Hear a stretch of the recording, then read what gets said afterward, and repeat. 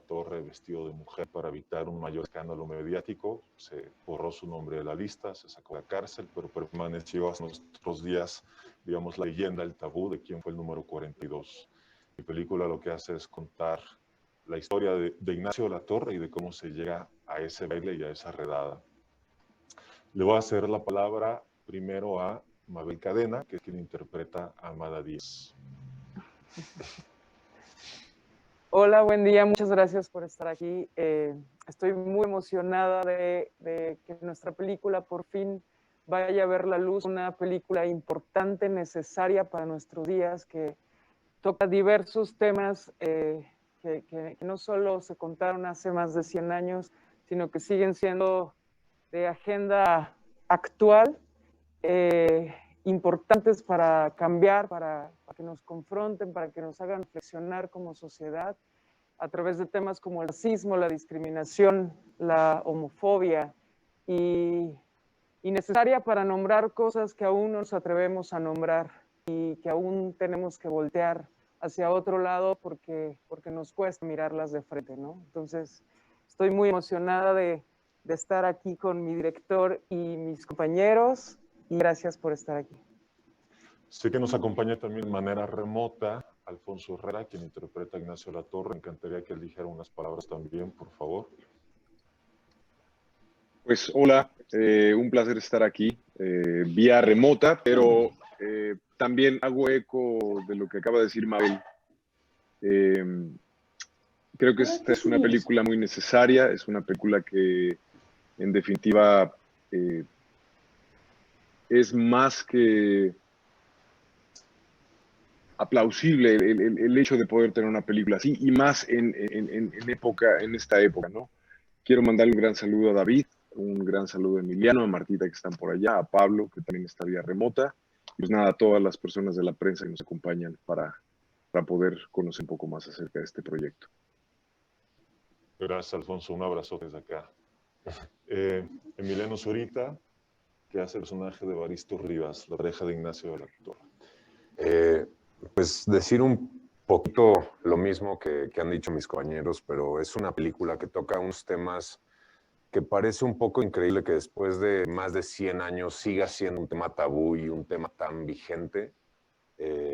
Hasta hoy en día tenemos la oportunidad de contar esta historia y lo que me enorgullece mucho es que tenemos la oportunidad de contarla de esta manera, con este tipo de apoyo, con esta calidad de producción, con la calidad de guión que yo la primera vez que vi la película se me hizo algo impactante, que es una película que toma estos temas de una manera muy real y depicta lo que es algo muy bonito, muy precioso al lado de atrocidades que ocurrieron en este país. Entonces, pues nada, estoy muy orgulloso de lo que ha creado este equipo y les quiero agradecer a todos por el gran apoyo. Gracias. Martita, por favor. Hola, ¿sí se escucha? Sí.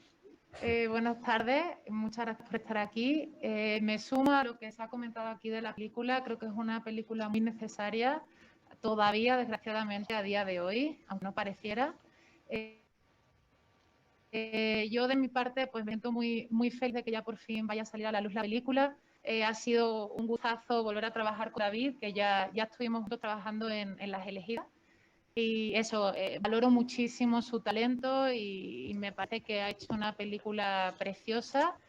Y bueno, y la verdad que muy orgullosa de la labor de toda la gente que fue parte de esta película. Fue una película difícil, larga, digo, sí fue un proceso largo. Y la verdad que el trabajo de cada una de las personas que ha sido parte, de los actores, los protagonistas y de todo el crew es impecable y les agradezco muchísimo toda la labor que han hecho en la película. Y bueno, y agradecerle también muchísimo a todos los coproductores, todos los que financiaron la película, que sin el apoyo de ellos pues no habría sido posible. Y por último, Pablo Cruz, nuestro productor, que está también de manera remota. Pablo.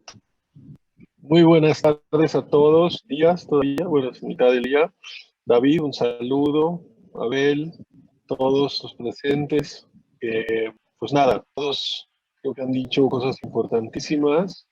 Me uno a agradecerle a David por habernos llevado de la mano en este proceso tan hermoso, una película necesaria, latente, presente, actual, y pues ahora le toca al público que se adueñe de ella, que nos acompañe en los cines, una apuesta difícil, pero que también brava es de Cinépolis en salir en estas épocas. Creo que el cine no puede quedarse en la televisión, el cine hay que vivirlo en las pantallas.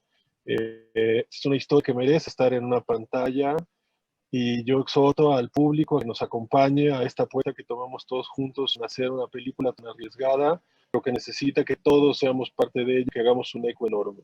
Yo quiero agradecer en especial a Cinépolis de nuevo por ser unos grandes compañeros de viaje y por tener, digamos, valentía de hacer esta apuesta por las épocas, fechas y tiempos en los que estamos. También quiero agradecerle a Netflix por ser un gran compañero de viaje también. Muy bien, pues arrancamos ya con las preguntas. Esta pregunta es tanto para el director como para el productor. Dice, ¿cómo surge la idea de hacer una película de época como El baile de los 41, uno de los episodios más oscuros del Porfiriato sobre la comunidad LGTB? Bueno, voy a empezar yo. ¿Cómo surge la idea?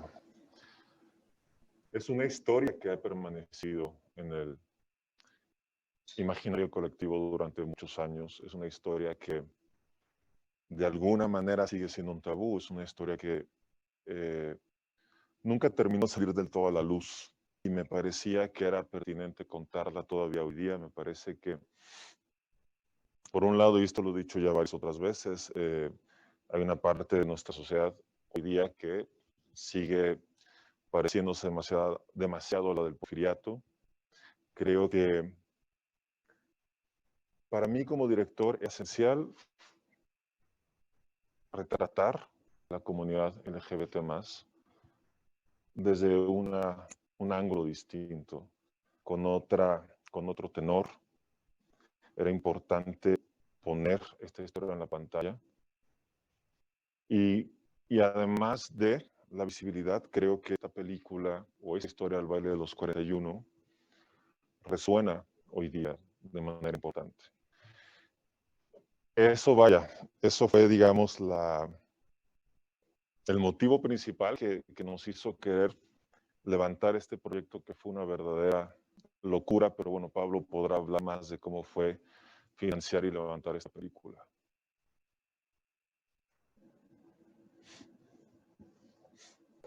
Bueno, esta película fue y es una aventura difícil. Aunque no lo crean, los financieros que visitamos antes de los que están hoy en la película rechazaban la historia simplemente por el tema, por el origen. La gente tiene homofobia en nuestro país y cómo funciona el sistema de financiamiento a través de la ley de la 189, pues hay que convencer a un grupo de gente, marketing y de corporativos que pues pueden censurar películas como estas y no financiarlas, no que se comuniquen entre ellos para bloquearlas. Pero sí existe una mentalidad que no está al día y por más que pareciera que es ridículo, pues lo es. Y nos costó mucho trabajo encontrar socios que quisieran sumarse financieramente al esfuerzo de hacer esta película y por suerte los encontramos, son nuestros compañeros ahora, están todos escritos ahí atrás del cartel que dice El baile de los 41 y pues de nuevo, sin ellos no hubiera sido posible hacerla aún. Todavía tenemos un camino que recorrer. El cine va a ser un determinante, creo que va a generar muchísima controversia a la hora que la gente la vea, porque creo que es una película que se quita la máscara y bueno, no la del COVID, pero sí la de hipocresía de lo que es esta sociedad y creo que va a generar muchísimos comentarios sobre el machismo intrínseco que hay en nuestra sociedad y el closet gigantesco en el que vivimos todos. Muy bien. De parte de Liana Salman, nos hace una pregunta para los actores. Dice, ¿cuál fue el mayor reto actoral al que se enfrentaron a interpretar sus personajes en esta película? ¿Cuál no fue el reto actoral? Creo que toda la película, desde el proceso de casting que fue tan hermoso por la directora de casting, Patricia Ortiz y David, fue todo un reto todo el tiempo. la producción, nuestro director, todos nos dieron las herramientas necesarias para cuidar cada mínimo detalle de nuestra película. Yo tomaba clases de bordado, de equitación, de caligrafía, badminton, 4 meses montando en corsé. No era nada sencillo, eso fue todo un reto, y que también eran detalles que no parecían importantes, pero que sumaban también a construir todo un mundo emocional de Amada.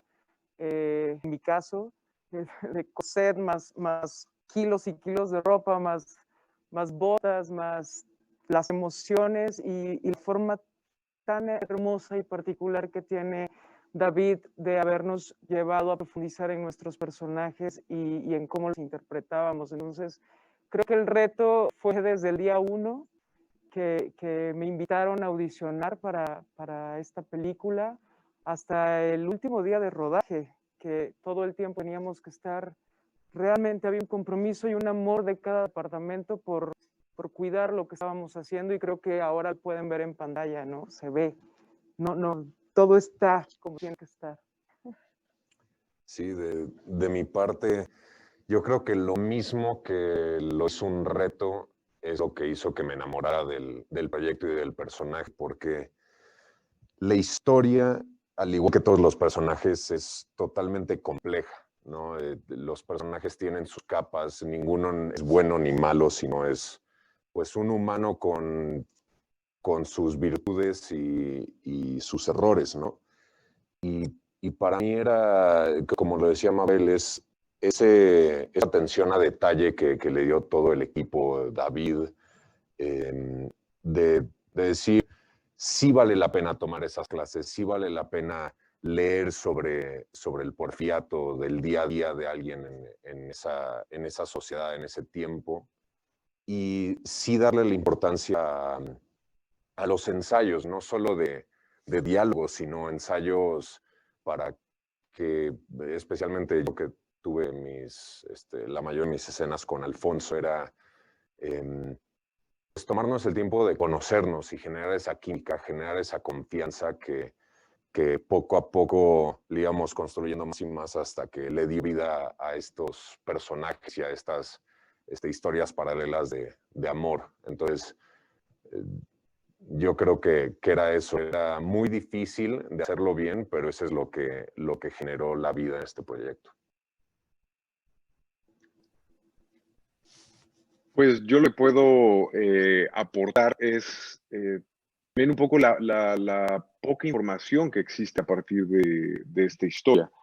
En nuestro caso, o en mi caso, para mí fueron muy útiles ciertos libros, como es el caso del exilio de Carlos Tello Díaz, que hay algunos capítulos o hay algunos fragmentos donde dejan ver algunos esbozos de lo que era Ignacio de la Torre, pero bueno, partiendo del hermetismo que existe, de la información, de la poca información que existe de este capítulo, pues bueno, fue interesante como tratar de recopilar toda esa información, porque generalmente siempre se iba a la caricatura, siempre se iba hacia la ridiculización, y tratar de encontrar información que fuera más aterrizada fue todo un tema. Creo que David no me dejará mentir. Y por otro lado, la forma en cómo David cuenta sus historias en set no te permite que tengas que te desconcentres. Tienes que estar completamente ahí en ese momento, en conexión con tus compañeros, no solamente en el set, sino también en los ensayos. Y eso nos dio la posibilidad de literal estar como ya muy conectados ya cuando estábamos en set, y eso tuvo que ver con un trabajo previo, un trabajo muy arduo. También yo lo que disfruté mucho y al mismo tiempo fue un gran reto es las escenas. Cada escena era un rompecabezas en el que todo tenía que estar perfectamente equilibrado, desde el movimiento de cámara, los movimientos que nosotros como actores teníamos que realizar, y eso tenía que ver con una sincronización y un trabajo en equipo muy pulcro. Y creo que, como dijo Mabel, creo que eso se nota.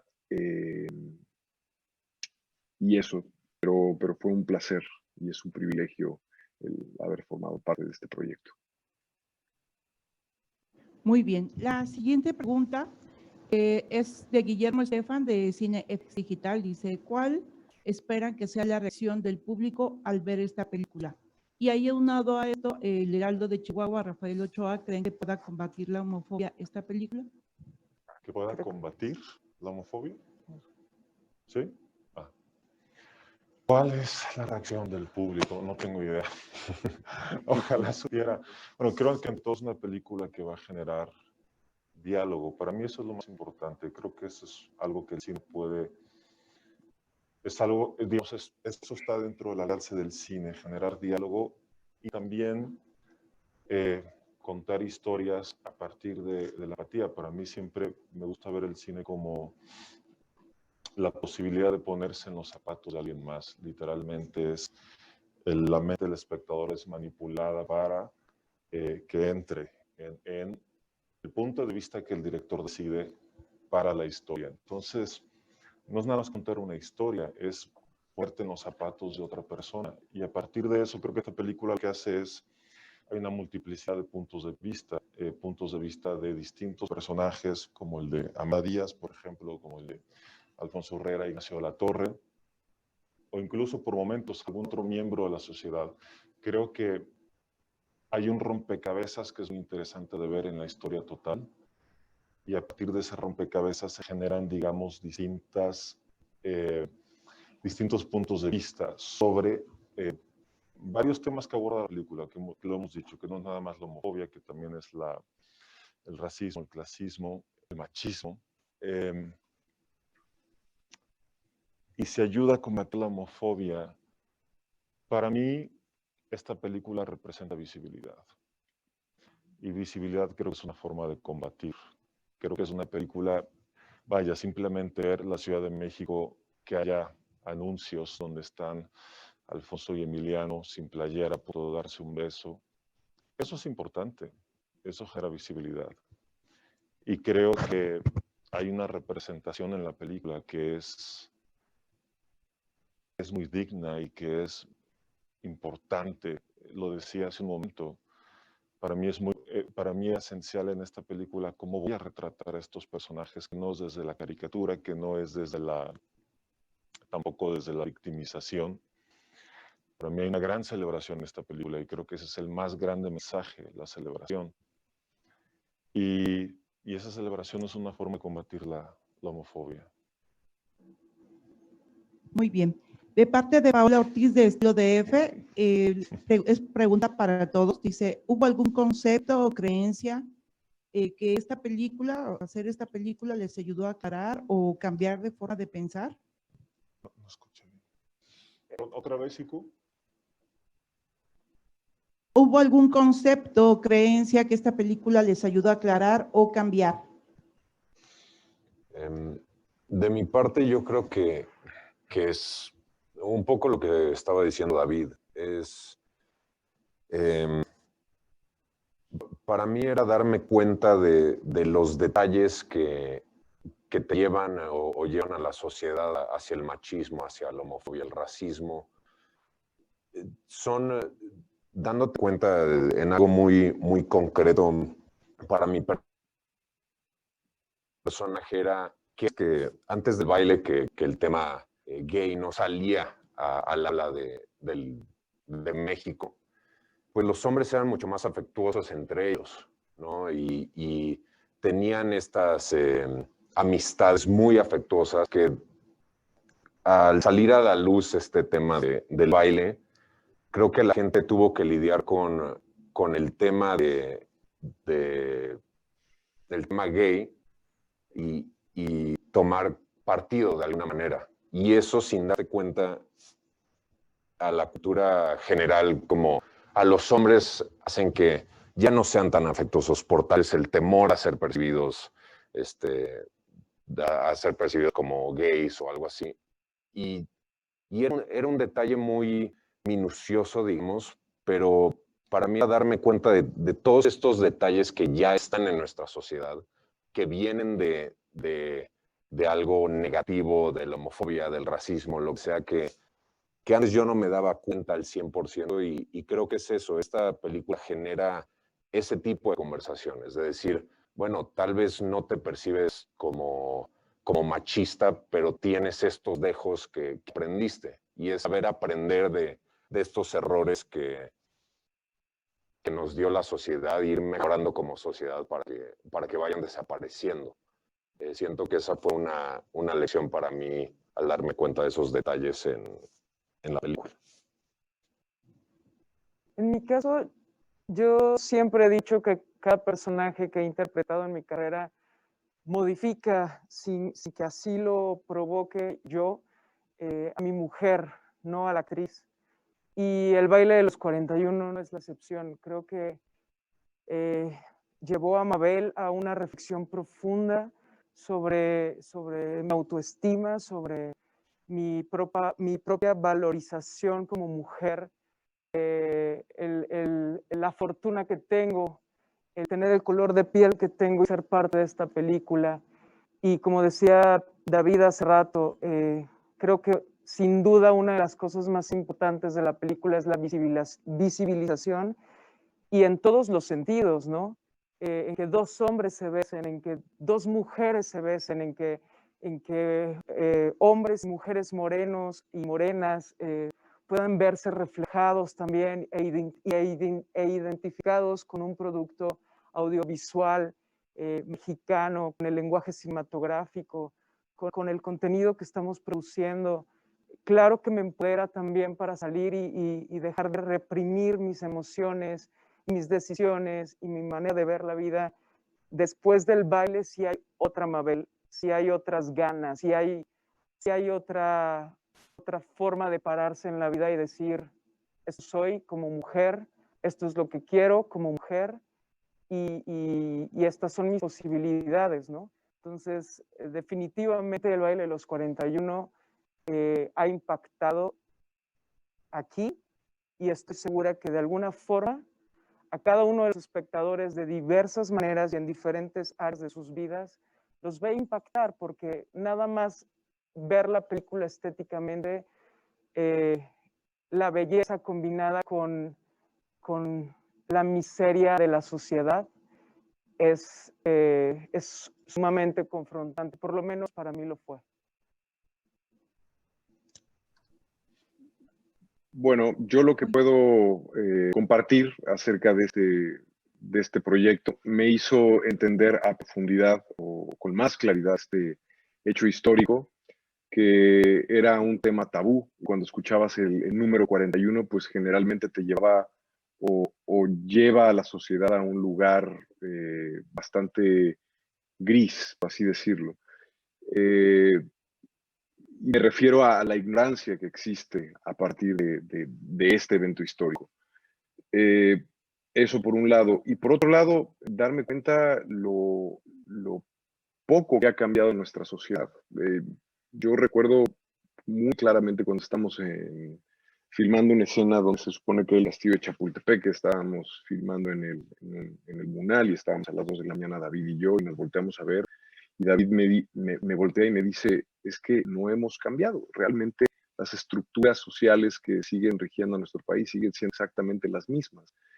Y creo que vaya, esto también lo he dicho constantemente, para entender dónde estamos, para entender nuestro presente, constantemente tenemos que irnos al pasado y generar una introspección de dónde estamos. Y este es un gran ejercicio para ir al pasado y ver nuestro presente y darnos cuenta de dónde estamos. Y esto fue muy interesante. Creo que esta es una introspección y un cuestionamiento que constantemente nosotros, todos los involucrados en este proyecto, fue algo que nos hicimos, no solamente antes del rodaje, durante el rodaje e inclusive ya con el proyecto terminado. Y prácticamente eso. Y también entender que, y un poco respondiendo a la pregunta pasada, creo que el hacer una película, la finalidad es algo lúdico, que una persona se pueda sentar y disfrute de una historia. Pero por otro lado, esperemos que cuando se prendan las salas del cine y la gente salga, otra película empieza a ocurrir dentro de sus cabezas y empiecen a existir esos cuestionamientos. Y creo que eso es algo muy valioso que puede generar esa película y ya depende de cada uno de los espectadores. Bien, sobre ese tema nos pregunta Magnolia Ramírez de Excelsior Digital, en específico a Alfonso Herrera, y si crees que la cinta funcione para concientizar a la sociedad sobre la homofobia que aún persiste, aún sabiendo que la clasificación de la película es C. Es interesante y bueno, vuelvo un poco a lo que ya había mencionado.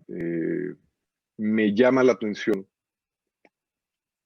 bueno, no solamente a mí me llama mucho la atención que de repente topas en cartelera otras historias en las cuales se muestran una violencia bastante explícita, una violencia bastante contundente, donde también hay escenas de sexo bastante contundentes y tienen una clasificación B15 versus una película donde muestras el amor entre dos hombres, donde muestras una masculinidad contundente, y automáticamente eso nos da una clasificación C. Eso a mí me llama la atención y creo que tiene que ver por lo que hemos normalizado, por la normalización de lo que vemos en la televisión, en el cine, y creo que esto es valioso porque va a nutrir tanto al consciente como al inconsciente colectivo de nuestra sociedad. Y es importante que estas imágenes puedan nutrir esto. Esta pregunta también es para Emiliano y para David Pablos. ¿Qué opinan de la clasificación C de la película? Pues lo mismo que opina Alfonso, es algo pues interesante, como bien lo decía Alfonso, que lo que ya normalizamos como sociedad por encima de lo que en verdad solo es una muestra de amor, una muestra de afección totalmente natural, sea entre dos hombres, dos mujeres, un hombre, una mujer, lo que sea, y eso automáticamente nos lleva a una clasificación más adulta cuando la violencia explícita no. Es algo que nos tenemos que cuestionar, la verdad, porque es algo que ya no nos sorprende que sea así, ¿no? Decimos, claro, obviamente esta película va a tener una clasificación mayor y sí, creo que es algo que tenemos que cuestionarnos más. A mí me sorprende y no me sorprende. Pero bueno, regresando al tema del tabú, pues sigue siendo todavía un tabú ver un cuerpo masculino desnudo en pantalla grande, sigue siendo un tabú ver a dos hombres besando en pantalla. Más insisto, y retomando la cuestión del machismo, no un cuerpo femenino. Creo que hay una gran diferencia también en esa representación. Digo, para agregar, ya para cerrar, digamos, lo que Alfonso y Emiliano ya pudieron verbalizar bastante bien. Muy bien, esta pregunta es para los actores. Dice, ¿qué los animó a participar en este proyecto?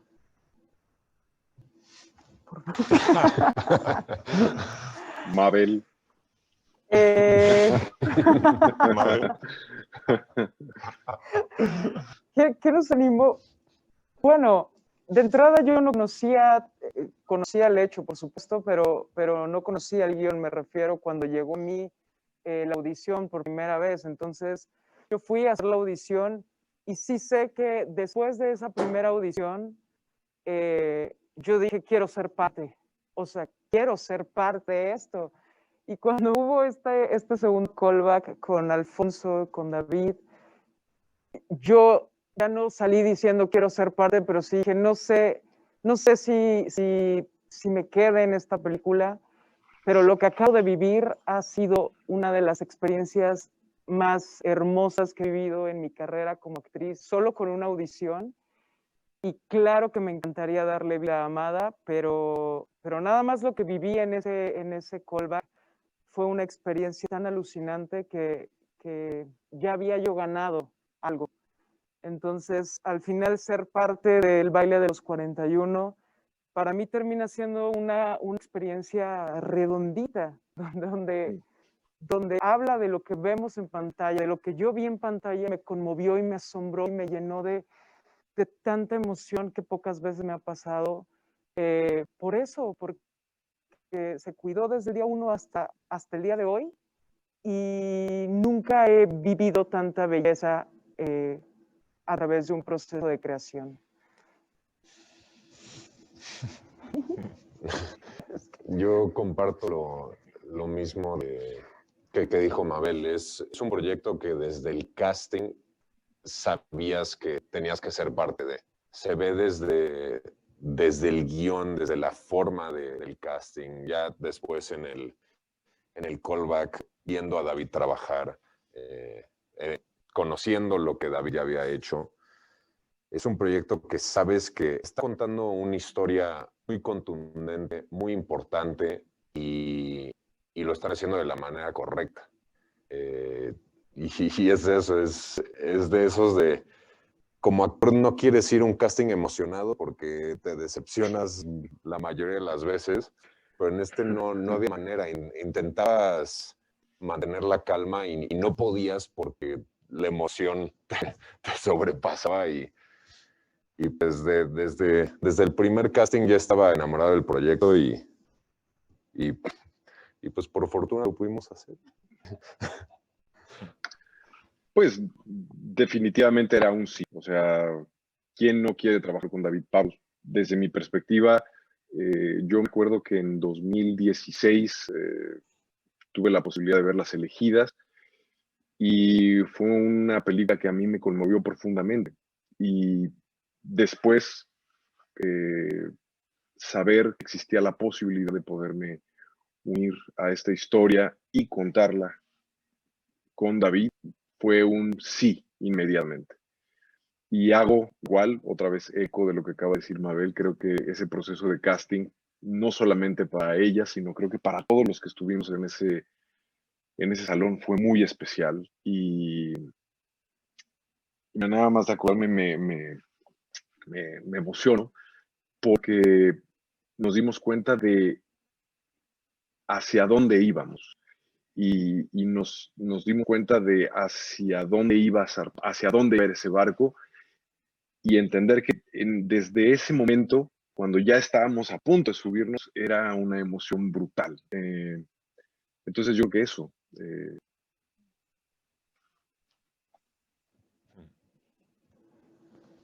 Bien, la siguiente pregunta es de Enrique López Ríos, de WCN Televisión. Dice, ¿cómo fue el proceso de investigación y documentación histórica? ¿Cuánto tiempo les llevó y quién realizó este trabajo? Y aunado a eso, Jorge Soltero nos dice, ¿qué tan pegada a la realidad es la historia del baile de los 41? La investigación empieza desde el guión, en este caso con Mónica Villa. Ella además es muy obsesiva con los detalles, entonces no nada más era entender el porfiriato y entender el contexto político, social, cultural, era ir a los detalles del día a día, ¿no? Ella tenía libros en donde se explicaba cómo se organizaban los banquetes, cómo se colocaba gente en la mesa, era ir a los detalles, cómo eran las invitaciones. Creo que Mónica era muy obsesiva y esto lo puso en el guión muy meticulosamente, los detalles. Para mí fue importante primero, sí, entrar a estudiar, entender esa época, pero después ya como director para mí era esencial el día a día, es decir, cómo viven estos personajes, cómo es un día normal para una persona de la élite porfiriana, a qué hora se levantan, se bañan o no se bañan todos los días, este tipo de cuestiones que de repente son muy básicas, pero que son importantes para mí como director. Y ya ese proceso más, digamos, minucioso, puntual de investigación, es que empezamos a trabajar con historiadores. Se unió al grupo, digamos que nuestro historiador de cabecera fue Luis Pablo, y en algún momento estuve en contacto también con Carlos Tello Díaz y con Ricardo Orozco, que específicamente lleva su vida entera dedicada al porfiriato. Y creo que Gracias a Carlos y a Ricardo pudimos entender un poco más de quiénes eran estos personajes, porque hay poca información sobre Amada Díaz. Hay mucho sobre el Porfiriato, hay mucho sobre Porfirio, pero poco sobre Amadas, poco sobre Ignacio. Y como dijo Alfonso, el libro de Carlos Tello Díaz, El exilio, habla de manera muy puntual sobre la relación de estos personajes. Y Ricardo Orozco hizo este libro que se llama El álbum Amada Díaz, que está escrito en primera persona y es una especie de diario de Amada durante la Revolución, pero contando desde el momento en que ella llega a vivir con su padre a la Ciudad de México y su relación con Ignacio de la Torre. Fue trabajar de la mano con historiadores, encontrar, leer, meternos a todos los archivos posibles. En mi caso también ver cine, referencias históricas, aunque fuera cine europeo, cine estadounidense, hay ciertos parámetros que para mí era importante ver. Ver pintura, escuchar música del Porfiriato también. Hicimos una playlist que compartí con mis actores. Y bueno, una vez haciendo todo este trabajo de investigación tan minucioso, la respuesta es no, la película no es tan apegada a la realidad. Es decir, ficcionamos de acuerdo a nuestras necesidades dramáticas. Y eso para la escritura de guión, hay cosas que cambiamos en cuestión de fechas. No había, yo tenía claro, esto no es un documental histórico, es una ficción que contamos a partir de un hecho real y entonces podemos jugar con la historia. Y lo mismo yo le decía a los actores, hay momentos en los que sabemos tal o cual cosa del personaje, pero si es necesario reinterpretar y cambiar, hagámoslo. Lo más importante es al final la libertad creativa y contundencia con la que se cuenta la historia. Y si eso implica echar marcha atrás, aparte de la investigación, pues, hagámoslo. Es que me quedé pensando, Carlos y Ricardo van a infartarse cuando vean la película. Pero bueno, es lo que es. Muy bien. Lucero Calderón de Excelsior pregunta, ¿cómo fue que decidiste utilizar más la sutilidad y que cayera mucho en las miradas de los personajes? A mí siempre me ha gustado hacer un cine más de miradas, más silencioso. Esto desde la escuela de cine. Y creo que de lo más poderoso en cine es la mirada del actor. A mí me emociona enormemente ver un close-up en pantalla grande. Y esto fue algo que trabajé mucho con los actores. Vaya, si de algo estoy contento con esa película en el proceso de preparación fue que pudimos ensayar muchísimo. Y al ensayar muchísimo, de repente veíamos que había infinidad de diálogos que no eran necesarios ya, que la acción, que la mirada determinaba ya esa entonación, esa intención. Entonces, por un lado, reducimos diálogos durante el proceso de ensayos, luego también en rodaje, y luego todavía más en edición. Y yo siempre busco eso, busco las maneras más contundentes a veces de decir algo no necesariamente es a través del diálogo, o cuando se dice el diálogo muchas veces la intención real es otra. En fin, las palabras juegan mucho, pero lo veo ahora que veo la película en pantalla grande. Mis momentos favoritos son esos, son estos momentos de silencio donde la cámara se acerca a ellos. Y recuerdo que era, Mabel, no me podrás contradecir. Yo le decía en set, vaya, todos en la mirada, la cámara lee el pensamiento y el menor movimiento, el menor gesto en el rostro era enorme. Todos continúan la mirada. Y ya, básicamente. Esta pregunta es para Mabel. Dice José Domínguez de Bogart Magazine, dice, ¿qué papel juega la mujer en la lucha contra la homofobia? Híjole. Justamente, no sé si conteste la pregunta, pero justamente cuando yo leí el guión completito, lo primero que me dije a mí misma fue, no quiero hacer una amada homofóbica, no quiero hacer una amada que rechace a su marido por descubrir que se enamoró de un hombre. No quería construir amada desde ese lugar, quería construir a una amada rota, pero por sus propias ilusiones y sus propias necesidades de vida, no por descubrir la homosexualidad en la persona que amaba, ¿no? Entonces, ¿qué papel juega la mujer? Pues hay mujeres que aman a otras mujeres y también tienen que esconder su amor. Pues es importantísimo el papel de la mujer. Las mujeres gays existen, ¿no? Y también son poco nombradas.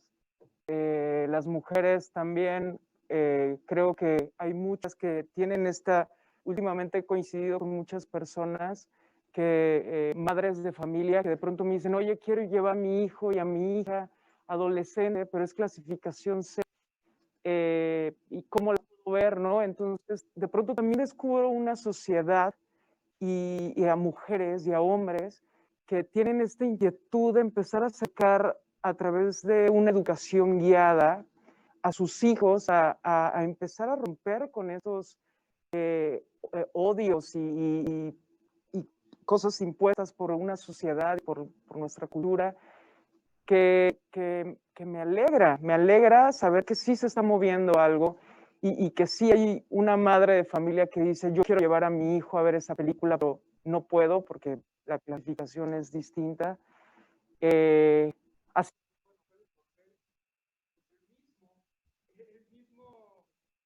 que lo podría hacer para un hombre que lucha por sus derechos, y por su derecho de amar a alguien y por su en sentido, ¿no? La misma lucha que las mujeres hemos vivido hace cientos y cientos de años hasta el día de hoy, pues creo que es un papel fundamental para aparecer pronto. Muy bien. Sobre este tema, Prensa Escenario pregunta, ¿qué diferencias y cambios han encontrado en aquella época al día de hoy sobre las preferencias sexuales y sobre todo si consideran un acto de censura ponerle clasificación C al baile?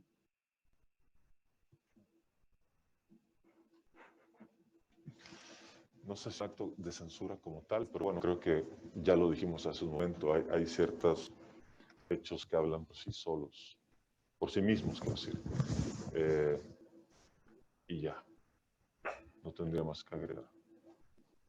¿Cuál era la otra pregunta? ¿Nos puede repetir la pregunta, Ículas? Las diferencias que encontraron de aquella época a la actualidad, ¿o creen que sigue todo igual? Las diferencias. Bueno, a ver, claramente hay una mayor visibilidad de la comunidad LGBT+. Hay una construcción ya, digamos, como de hablando específicamente de la película, hay una construcción que viene de la segunda mitad del siglo XX, de la homosexualidad, de la identidad homosexual como tal. Claro que ha habido diferencias. Hay leyes que ahora tenemos que permiten la unión entre personas del mismo sexo. Sin embargo, hay muchos otros aspectos de la sociedad actual mexicana en donde seguimos muy anclados al porfiriato y que ahí es donde la historia de Ignacio de la Torre se vuelve vigente, cómo sigue habiendo una enorme represión, cómo sigue habiendo una gran imposibilidad de expresarse abiertamente, públicamente. El hecho de que siga siendo un tema salir del closet, vaya, no debería hacerlo. El hecho de que en muchos lugares, de que en México sea un país con altísimos números de crímenes de odio por homofobia y transfobia, los hechos hablan por sí solos. Hay mucho trabajo por delante y seguimos muy anclados en muchos aspectos porfiriato, pero inevitablemente hay también avances y hay cada vez más un poco de visibilidad y cada vez un poco más se ha ganado terreno en distintas áreas, pero falta muchísimo. Esto que menciona David, y quisiera solamente complementar algo, ya lo he mencionado en otras entrevistas, pero creo que vale la pena mencionarlo ahora. Hace 120 años, ser homosexual implicaba vivir en la clandestinidad, implicaba no vivir en libertad, implicaba probablemente en muchas ocasiones la muerte. Muchas de las personas que no tuvieron la posibilidad o las condiciones políticas o económicas para poderse librar de esta redada, acabaron en campos de trabajos forzados en la península de Yucatán, donde terminaron los enemigos de la prensa de Porfirio Díaz, y muchos de ellos acabaron en campos de trabajos forzados en Yucatán y muchos de ellos perdieron la vida.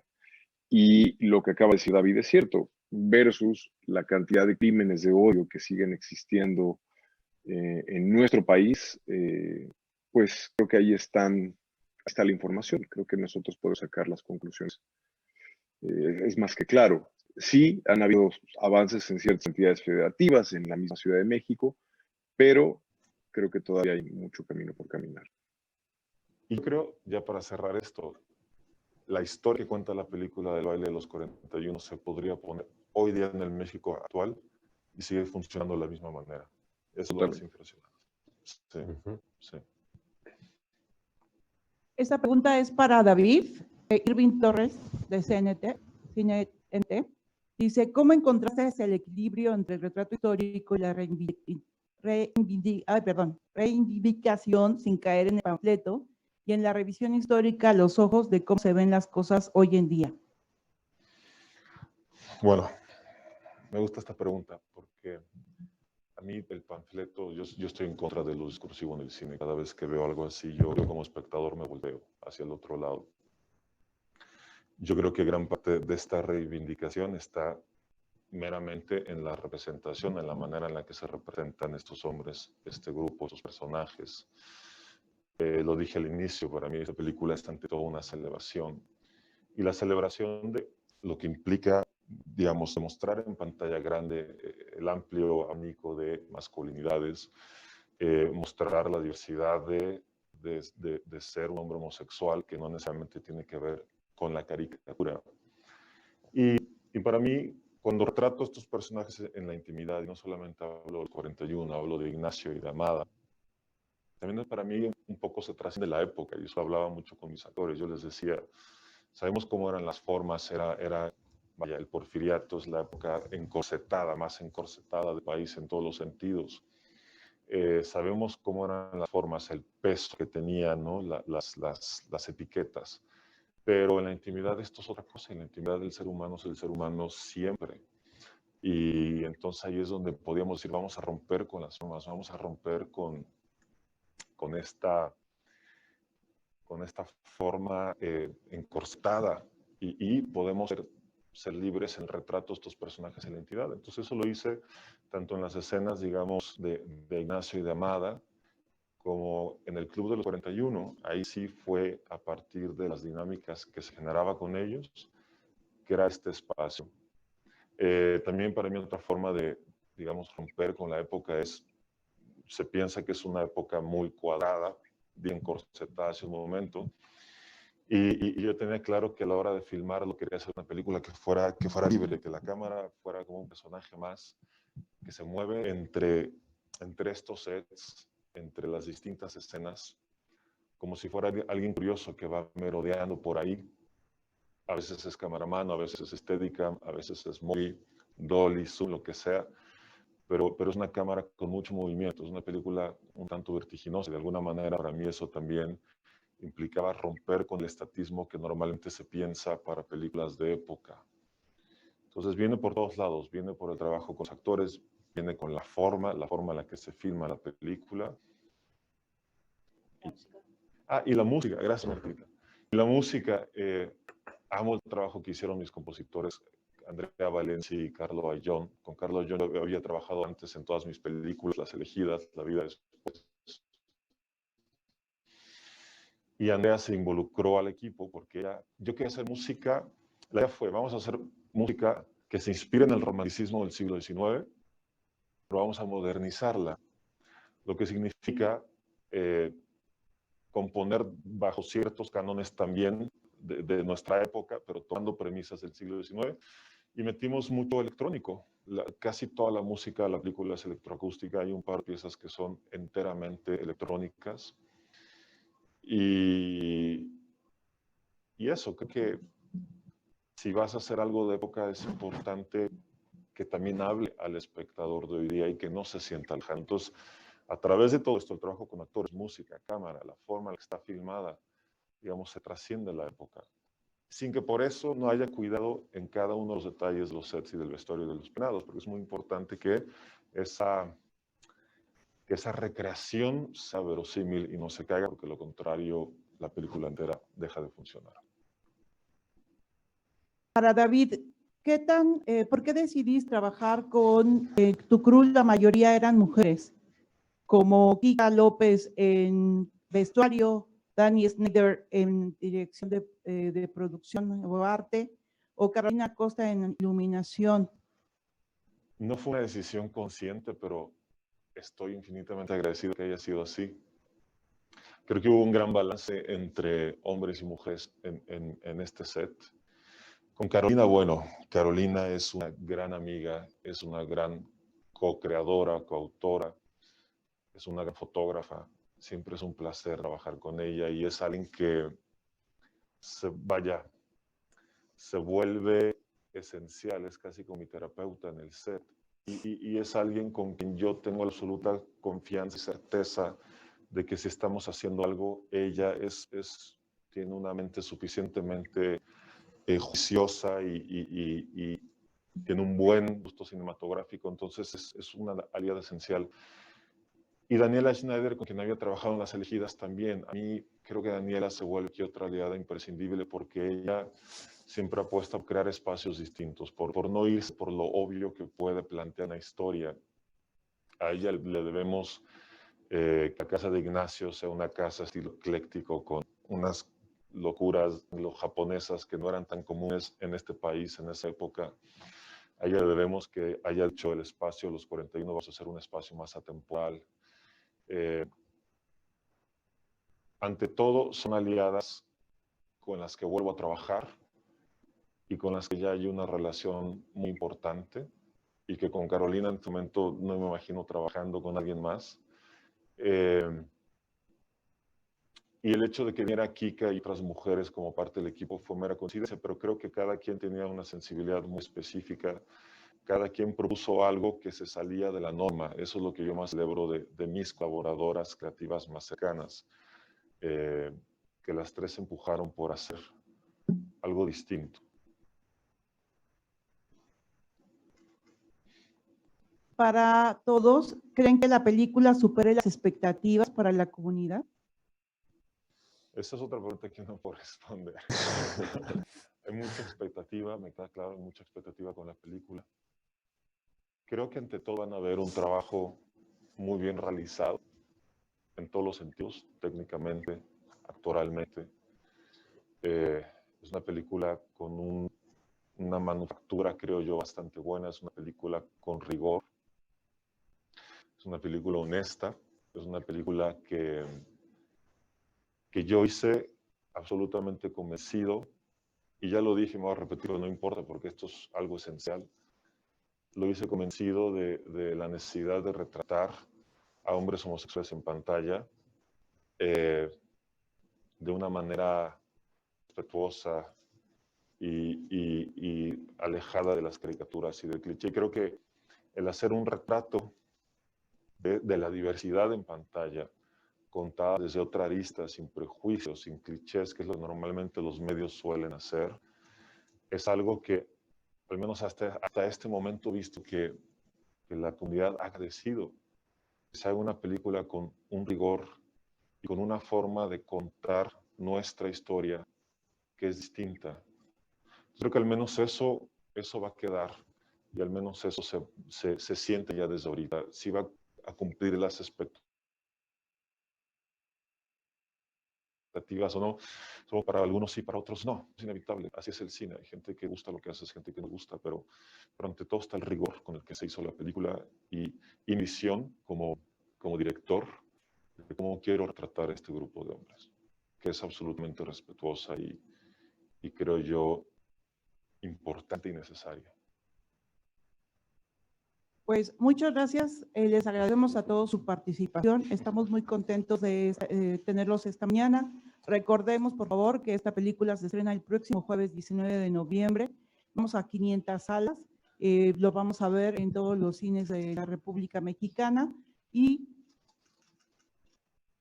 Y por favor, apóyenos en seguir nuestras redes. Ahí vamos a estar dando detalles de las próximas actividades que vamos a tener con el Baile de los 41.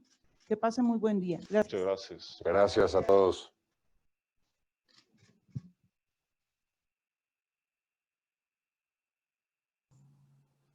Gracias.